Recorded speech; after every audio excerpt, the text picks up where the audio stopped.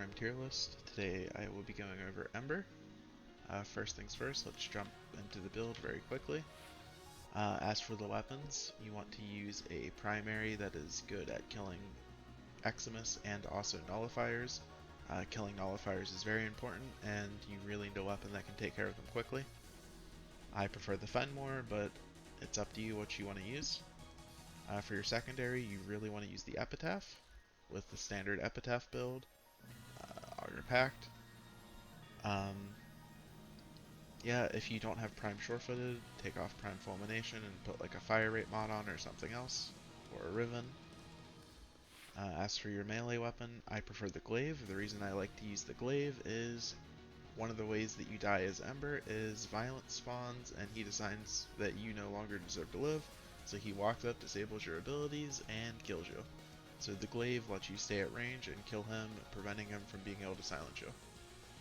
Now as for the Ember build itself, this build is for base Ember. It does not work as Ember Prime because Ember Prime has more shields, though I do have Ember Prime builds. I just recommend base Ember.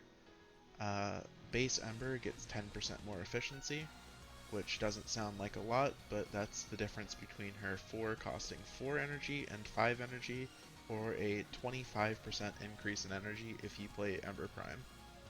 So base Ember is significantly better. As I said, if you don't have Prime Sure-Footed, run Handspring in its place. As for Arcanes, you want Energize and Augmented.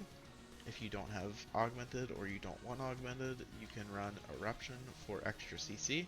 However, I feel like she's safe enough that you do not need Eruption, and I would highly suggest Augmented for the Shield Gate build. Alright, so if you want to go Ember Prime instead of base Ember, these are two builds for Ember Prime. This is the Shield Gate build. Like I said, it's identical to the base Ember build, except for you have to lower your fleeting by 1. So you lose 10% efficiency, which, like I said, makes your 4 cost 25% more. This build does work, it just, you might need to run the Operator Arcane from the Zariman to give you energy back on your Void Sling. Now, the third build is for if you do not like shield gating, then this is the build for you. It's pretty much identical, you just replaced Rolling Guard with Adaptation and you put on Healing Flame to keep yourself alive, and you're also running max efficiency. The reason why you need to run max efficiency is because you need to keep your immolation up at all times. If you don't, you die. I would also suggest running Arcane Eruption on this build specifically for the extra CC, but it works with Augmented. Alright, now for her and her abilities. So what you want to do is you want to make sure that you always have Immolation up to help you armor strip the enemies. And the combo you want to do is you want to use Breach Surge into Fire Blast, into Inferno, into spamming your Epitaph. If you're using a Bane mod on your Epitaph, you want to try to prime them before you Breach Surge and Fire Blast, but you always want to Breach Surge into a Fire Blast. The reason you want to Breach Surge into a Fire Blast is because Breach Surge does not get you a Shield Gate, but Fire Blast does. Fire Blast also has a longer cast time, so you don't want to Fire Blast into the Breach Surge, because what can happen is you can Fire Blast, an enemy can shoot you, strip you of your Shield Gate, and then you press Breach Surge, and then they shoot you again, strip your armor again, but now you're no longer Shield Gated because your Breach Surge didn't get you to full shield. So again, you always want to Breach Surge into Fire Blast rather than Fire Blast into Breach Surge. And this is what it looks like when you do it. You also want to be on Moderai for the cast speed. The cast speed is imperative on Ember because you do not want to get stuck in an animation and die. So again, here's what it looks like. Breach Surge, Fire Blast, Inferno, spam Epitaph.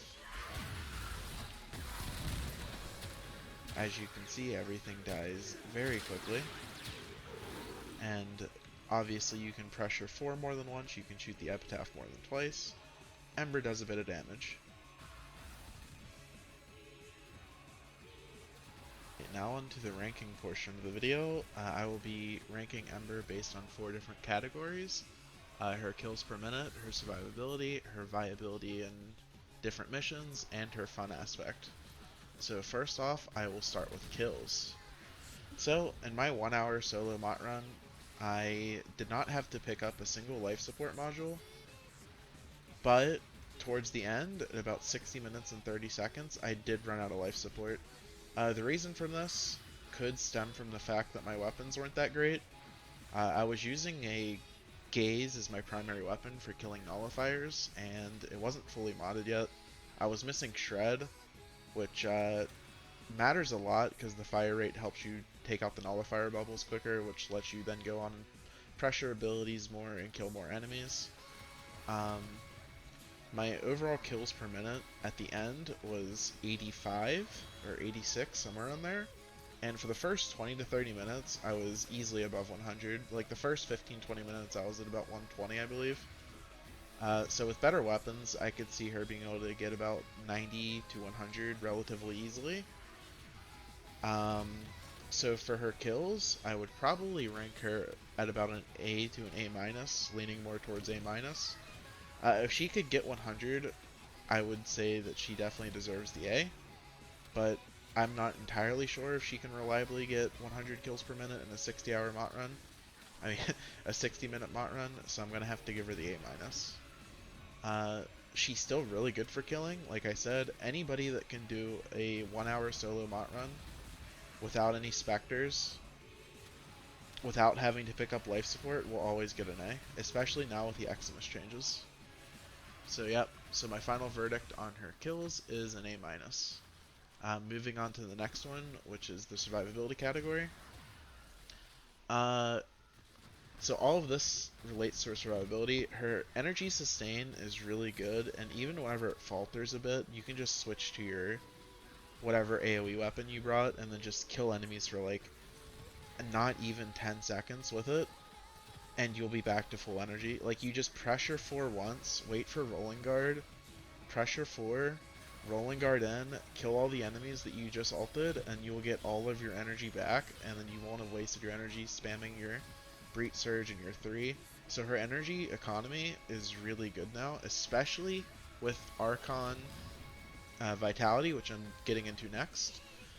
Now, because Archon Vitality exists, and you run it on Ember as a DPS mod, her survivability is through the roof. Like, it is so unbelievably good, it is hard to describe. You can make a mistake, fail to shield gate, get hit, and you'll probably still live as long as it wasn't a bombard or something. So, now Ember can make mistakes and just not die. Like, she is so good as a shield gate frame now. Even non-shield gate, she was technically slightly nerfed, because before you ran Umbral Vitality with Umbral Intensify, but like it doesn't matter. Like she's in a really good spot now. Before I would say she wasn't that good. I would still consider her a good frame before the Archon mods, but I wouldn't consider her to be like really good or great. She was just good. But now her survivability is just through the roof. Like you do so much damage with a health mod, it's unbelievable. So her survivability, I'm gonna have to give an A+. It is really good. Like this entire run, I only got close to dying once, and it was because I jumped into a nullifier bubble without rolling guard up, and like it was just entirely my fault. So her survivability, easy A+. Now on to her viability and other missions. So Ember can honestly be used in a lot of different content. Like she works well in survivals, obviously. She does really good in exterminates. She can hold her own in defense. She's actually one of the better defense frames in my opinion, just because she has a non-LOS nuke. It's not the best for just defense missions when the density's not that high, but like it works. It can also be used for like a pseudo enemy radar. You can just cast your force, see if it hits something. And disruptions, she's not good, but not bad. Like you can make some heat inherent jank builds with her and disruptions, so like there's that. In lich missions, she's also really good just because she's so versatile that she's not bad for any of the mission types, so you can just use Ember for the entire thing. And then if you really want to, you can switch off of her into like Nyx or Banshee or anybody else for the final confrontation, but like you won't have to sit there and worry about switching between a million different frames if you just play only Ember for the entire thing other than the final confrontation. She's good for relics. She's good for Zariman. She can strip the angels and she can strip the Thrax enemies.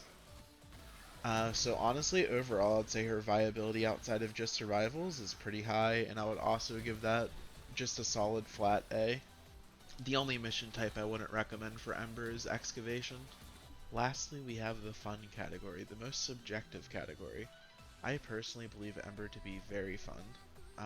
I love the aspect of her kit of just raining down meteors on enemies, but it's also that combined with her above average kills, her very good survivability on top of her fluid gameplay.